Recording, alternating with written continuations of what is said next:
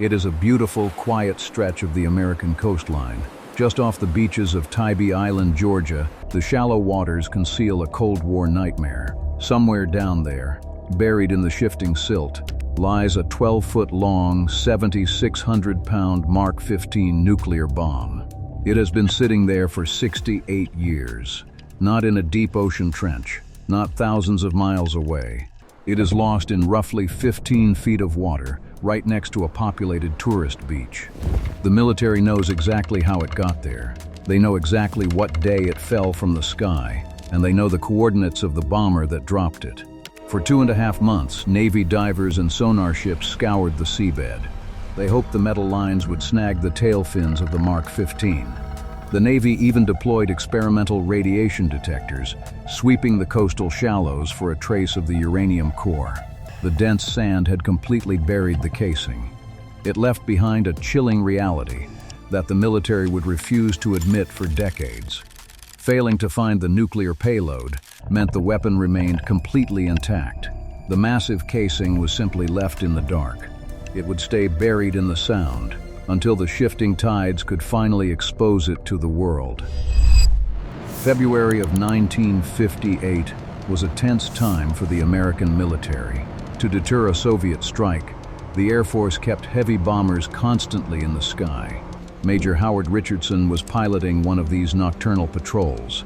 He was flying a B-47 Stratojet over the dark coastline of the American South. It was supposed to be a routine simulated combat mission, but his aircraft was not flying empty. Strapped in the bomb bay beneath him sat a live Mark 15 nuclear weapon. High-altitude training exercises required American fighter jets to practice intercepting their own bombers. Somewhere in the black sky above Georgia, an F-86 Sabre was hunting Richardson's plane. Lieutenant Clarence Stewart was flying the fighter.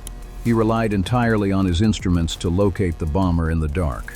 But his radar system was critically flawed. The screen failed to show the true distance between the two aircraft. Stewart believed he was safely behind the bomber, preparing his simulated attack run. In reality, he was closing the gap at hundreds of miles per hour. At 36,000 feet, the silence of the cockpit shattered. The fighter jet slammed directly into the right wing of the B-47. The impact sheared off the fighter's left wing completely.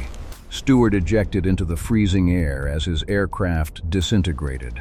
Inside the bomber, Richardson was suddenly fighting for his life. The heavy B-47 immediately plunged into a steep dive. Richardson wrestled with the yoke, pulling the aircraft back from a fatal spin. He managed to regain minimal control. He was now flying a crippled bomber over a populated coastline, carrying a live nuclear payload. At 36,000 feet, the B-47 was critically damaged. Major Richardson was losing altitude fast. His right wing was completely shattered. The flight controls were barely responding to his hands. Below him lay the dark expanse of the Atlantic and the distant lights of the Georgia coast. He had to land the crippled aircraft, but attempting a runway touchdown with a 7,600-pound bomb was a catastrophic risk. In his official testimony, Richardson described the stark reality of the situation. If the landing gear collapsed, the bomber would violently skid into the dirt. He knew the weapon would shoot through the plane like a bullet. A conventional detonation from the crash could wipe out the entire airbase. He could not risk bringing the Mark 15 down with him. Running out of altitude, Richardson made his final calculation. He radioed base, requesting permission to jettison his payload over the ocean. The command staff agreed. Richardson steered the failing aircraft away from the populated beaches. He aimed for the dark waters of Wassaw Sound. The military considered this a designated safe drop zone.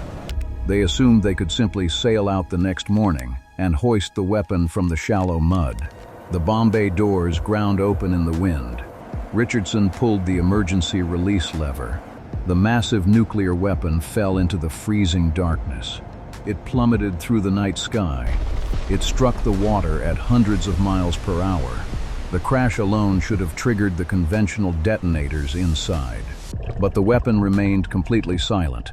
It simply punched through the surface and vanished into the murky green depths.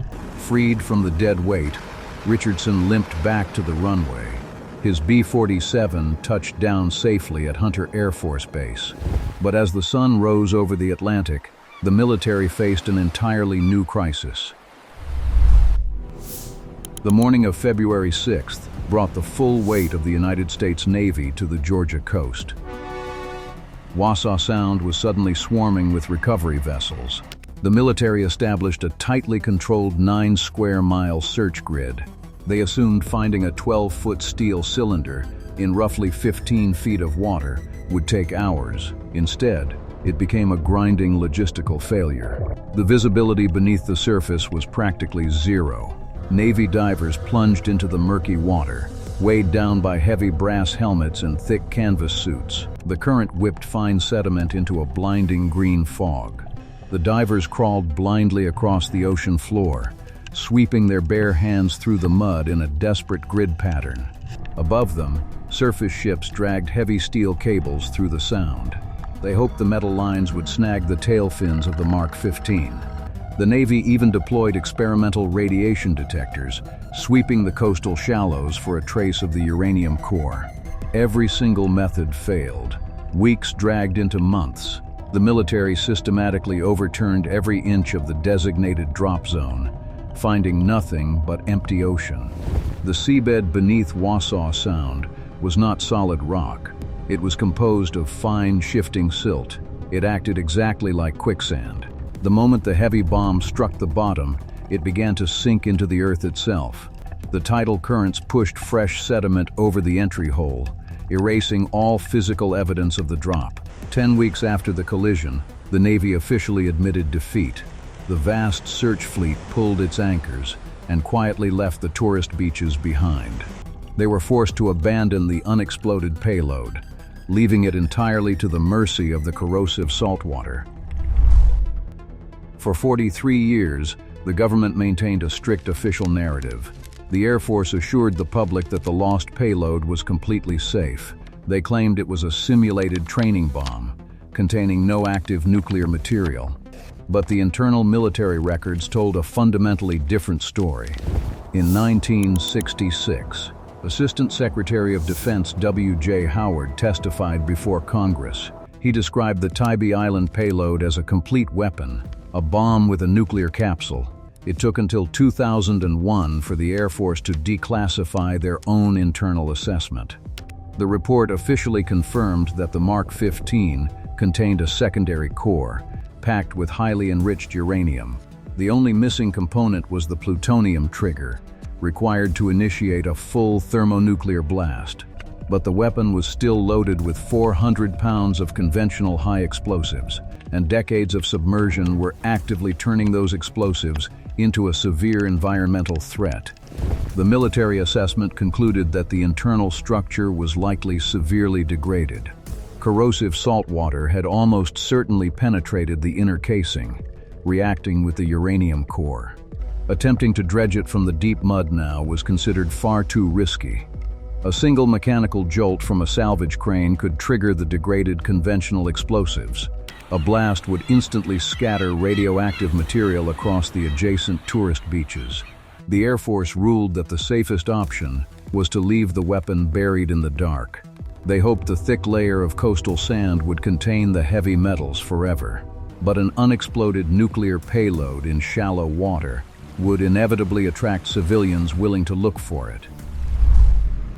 In 2004, a team of retired military personnel and civilian researchers took to the water. They were determined to find what the Navy had left behind. They dragged modern magnetometers and Geiger counters back and forth across the coastal shallows. Their equipment was infinitely more sensitive than the crude sonar of 1958. And deep in the exact area where Major Richardson dropped his payload, the sensors spiked. The team detected a strong, highly localized magnetic anomaly.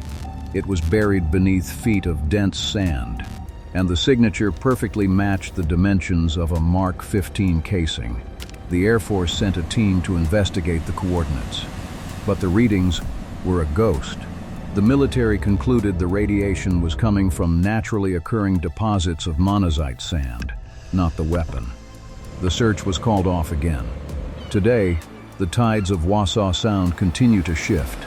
Somewhere beneath the murky green water, buried under 15 feet of dense sand, the Mark 15 rests in complete silence. It is a relic of a panicked era, resting in the dark until a storm is strong enough to strip the seabed bare.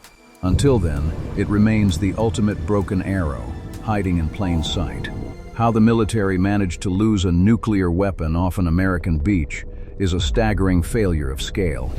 But the true anomaly is how an intact heavy bomber vanished on a combat mission, only to be discovered perfectly preserved deep inside an impenetrable jungle swamp decades later. To follow that investigation, step into the film on your screen now.